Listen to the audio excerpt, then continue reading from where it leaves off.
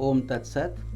My humble prostrations to the all-pervading Brahman, to my worshipful Guru, Swami Jyotirmananji Maharaj, to all the sages and saints of this world, and to you divine souls watching this satsang. Today we are studying Sutra number 30 of the Samadhi Path from the Yoga Sutras of Patanjali. This is a very important sutra, and it is a little bit long, so please be patient and pay a lot of attention on this sutra, because a lot of sadhaks stumble upon these obstacles. It is talking about the obstacles to achieve the state of samadhi. So the sutra is Vyadhi Stayan Samshaya Pramada Alasya Avirati Bhranti Darshan Alabdha Bhumikatva Anavasthitvani Chitta Vikshepaha Ta Antarayayaha. I will repeat. Vyadhi Stayan Samshaya Pramada Alasya Avirati Bhranti Darshan Alabdha Bhumikatva Anavashtithatvani Chitta Vikshepaha Te Antarayaha. So, Vyadhi means disease, Stayan, dullness, Samshaya, doubt, Pramada, procrastinating nature, Alasya, laziness, Avirati, lack of dispassion or worldly mindedness, Bhranti Darshan, illusion of false knowledge, Alabdhva Bhumikatva, inability to find any state of yoga, which is missing the whole point, Anavasthitatva, inability to maintain a state of yoga, and Chitta Vikshepaha, distractions of the mind. These are the obstacles. So, in other words, the meaning of this sutra, as I said, it's very important, is that disease, dullness, doubt, procrastinating nature, laziness, lack of dispassion, false knowledge, and the ability to find any state of yoga, inability to maintain the state of yoga, it all causes distractions of the mind, and these are the obstacles. So on the path of yoga, sage Patanjali is guiding us and warning us that these are the obstacles we will face along the way, and we are supposed to handle these challenges and overcome these obstacles. The first one, Vyadhi or disease, is of two types. It can be mental or it can be physical. Mental is called Adhi, physical is Vyadhi. And so mind influences the body through the network of vital channels. We call them nadis. So when the pranas or the vital forces are disturbed, the humors of the body, Vata, Kapha, Pitta, they become disbalanced, resulting in a chemical disbalance in the body, and then this leads to various diseases. So therefore we have to be strong and healthy. Any defect in the body, senses or mind that restricts one's movement on the path of yoga is a disease that needs to be treated. An aspirant should not ignore the health of his body. He should take recourse to Hatha Yoga exercises, pranayama, proper breathing, proper diet, and expert help from physicians to keep his body fit, healthy.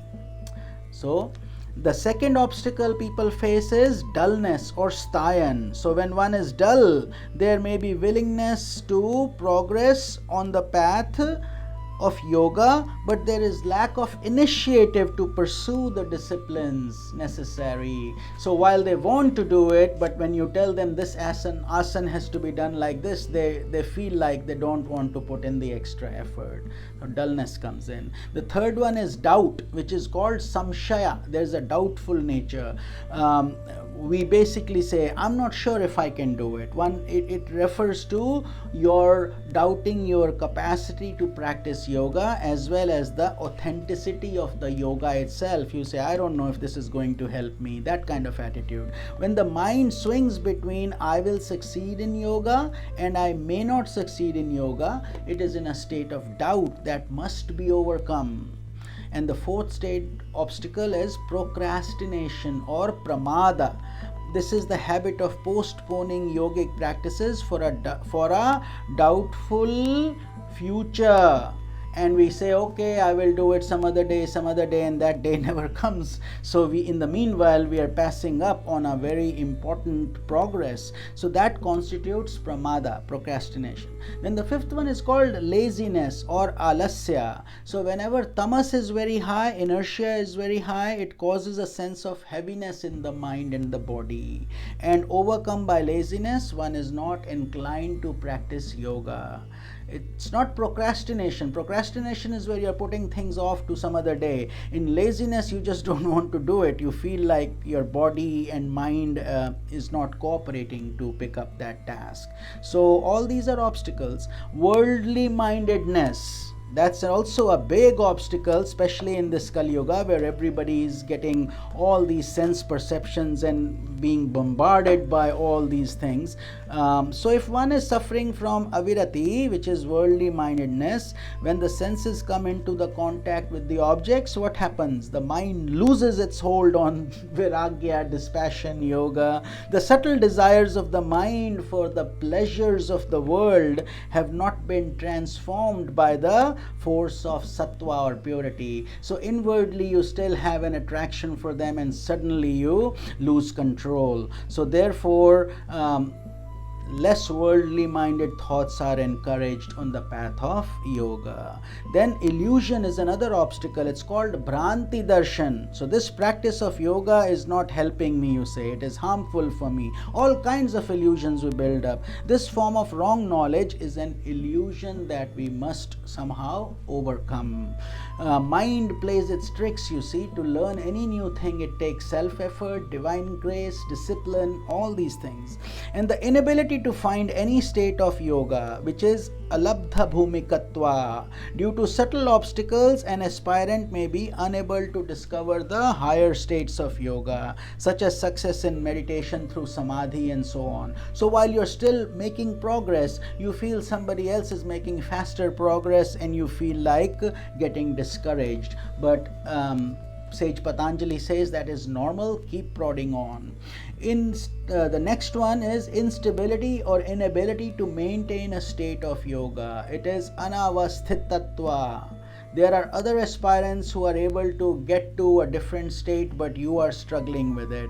So it comes and goes like the passing wind. You get attached to a certain feeling and you're looking for that feeling. All these are stages of your consciousness and samadhi state. So do not get too hung up with these obstacles when you start to feel them. Remind yourself that Sage Patanjali had warned me about this. So if you're facing this, you are not the only one, okay? All these obstacles are removed by successfully surrendering to God as described before in Sutras 23 to 28. We've been talking about this, how we seek God's grace, seek His blessings, put in your effort. We can't do everything ourselves. This is highly profound, this whole mystic science. Another general method is given in Sutra number 32. But first, along with these obstacles, there arises the following causes of mental distraction. So we will study about those